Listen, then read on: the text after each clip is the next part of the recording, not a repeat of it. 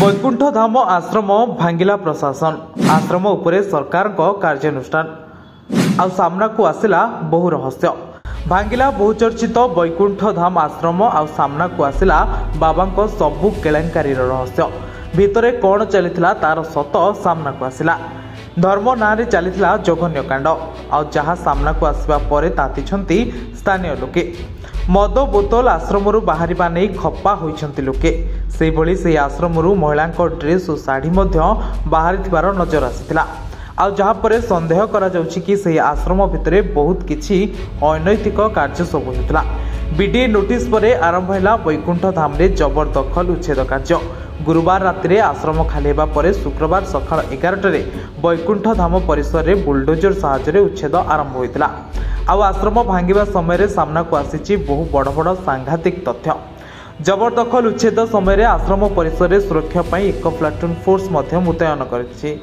एही समय टाटा पावर अनेक कर्मचारी बीडीए जीए और पीएमसी टीम आश्रम परिसर में उपस्थित अच्छा साधारण प्रशासन को स्कूल और गणशिक्षा विभाग देइथिला एक मिछ चिठी प्रस्तुत करी हाईकोर्ट साधारण प्रशासन को जवाब मागिबा परे सत धरा पड़िथिला।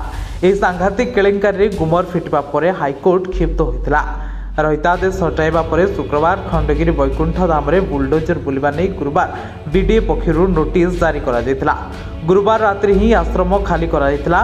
वैकुंठ धाम उच्छेद को हाईकोर्ट शुक्रवार रहितादेश उठाया परे बीडीए पक्षरु एक कमिटी मध्ये बसितिला।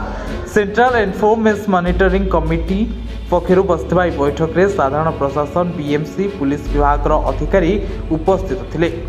शुक्रवार सकाळ 11टारे वैकुंठ धाम भांगिबा समय धार्य होइतिला।